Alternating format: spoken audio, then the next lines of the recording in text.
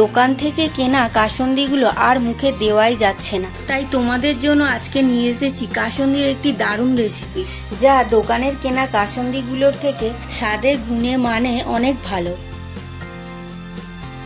নমস্কার বন্ধুরা, মুনমুনের রান্নাঘরে তোমাদেরকে স্বাগত জানাই। চলো তাহলে আজকে রেসিপিটা শুরু করা যাক।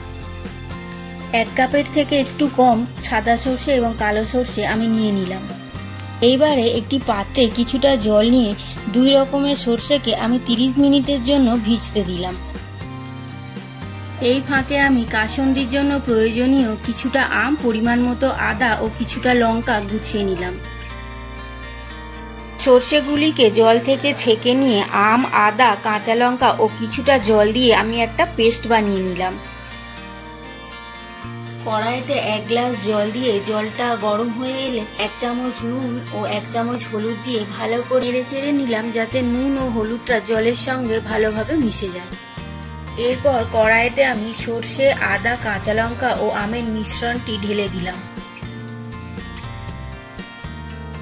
মিশ্রণটি ঢেলে দেওয়ার পরে জলের সঙ্গে ভালো করে মিশিয়ে নিলাম। মিশ্রণটা কিছুটা গরম হলে আমি এতে 2 চামচ চিনি দিয়ে দিলাম, যাতে সর্ষের তেতো ভাবটাও কেটে যায় এবং স্বাদের একটা ব্যালেন্স আসে। আমার এই পদ্ধতিতে কাসুন্দি বানিয়ে কাঁচের বয়ামের মধ্যে সংরক্ষণ করে সারা বছর এর স্বাদের মজা নিতে পারবে। দেখো বন্ধুরা, তোমাদের সঙ্গে কথা বলতে বলতে আমার কাসুন্দিটাও ফুটে উঠেছে। কাসুন্দিটা ফুটে ওঠার পরে আমাদের অনবরত এটাকে নাড়িয়ে যেতে হবে। আমাদের এটা খেয়াল রাখতে হবে যাতে এটা নিচে বসে না যায়। এরপর গ্যাসটা লো ফ্লেমে দিয়ে আমি 2 চামচ ভিনেগার অ্যাড করলাম। এর সাথে আমি অ্যাড করে নিলাম 1 কাপ পরিমাণ সরিষার তেল। সারা বছর সংরক্ষণ করার জন্য আমি এখানে ভিনেগারটা অ্যাড করেছি। ভিনেগার ও সর্ষের তেলটা আমাদের খুব ভালো করে নাড়িয়ে মিশিয়ে নিতে হবে।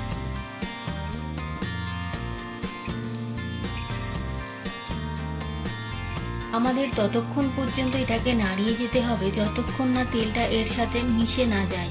দেখো বন্ধুরা, তেলটা এর সাথে খুব সুন্দরভাবে মিশে গেছে।